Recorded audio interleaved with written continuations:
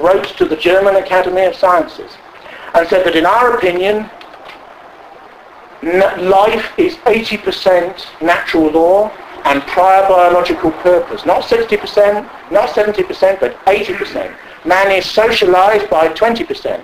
And I view the socialization as environment. And environment is ecology, and ecology is a species of biology. So in a way, it's all biological. And the German Academy wrote back, we cannot accept this thinking.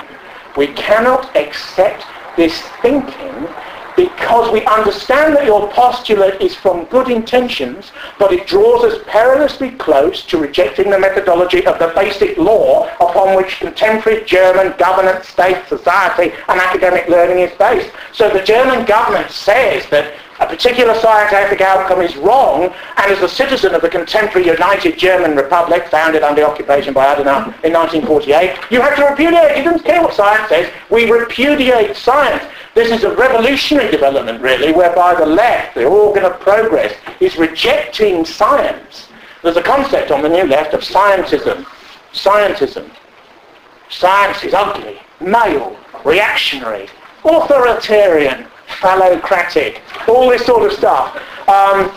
Strong streak of feminism in all of these discourses. The left has sort of given up on that. Many leftists are now debating about how they deal with biology. Peter Singer is head who wrote the book Animal Liberation, which founded that whole movement. Liberate the animals, you filthy speciesists, put down that ham sandwich, you know, that sort of thing. And Singer, of course, of a certain ethnicity, from Australia, where he was in the Australian Senate as a civil libertarian and green, radical green. He's a utilitarian. He's a very interesting thinker, because he's introducing a new hard liberalism. Singer says maybe biological ordinance is true. Maybe disability is inherited. Maybe gender is inherited. Maybe sexuality is due to brain function. Maybe the right is correct.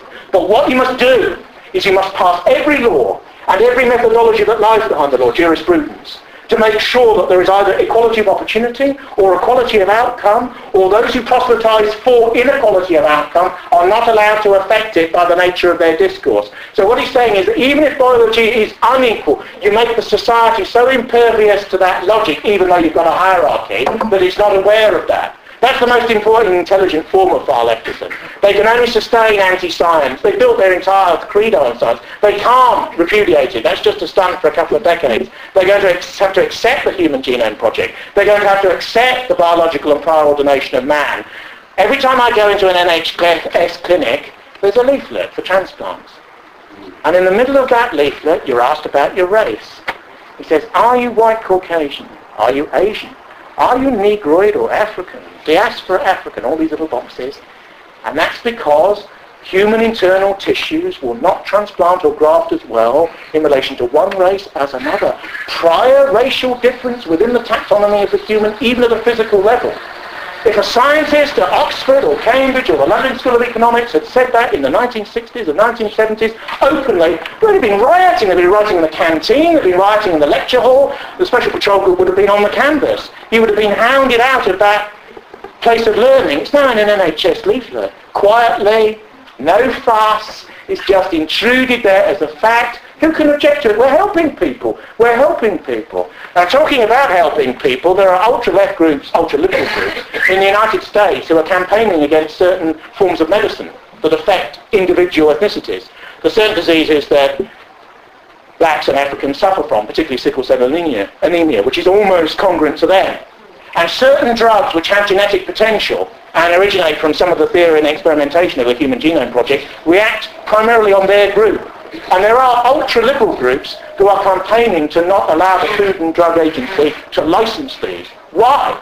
Why? Because it undermines the idea that man is a white sheet of paper, that you can do what you want, that there is no prior identity. They would rather blacks suffer than that these drugs were produced, because they admit the prior biological differentiation of the human. And when you begin there, when you begin with such a monstrous prior essentialism, the doors to you-know-what are swinging open, you see. So you must close down the thing before you even begin to agree with what you disagree with.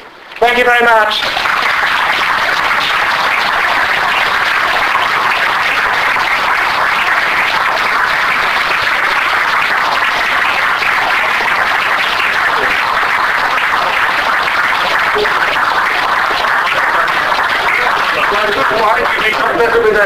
Right, can I just start? I'd like to sell a few things. I have here 1, 2, 3, 4, 5, 6, and 5 DVDs, which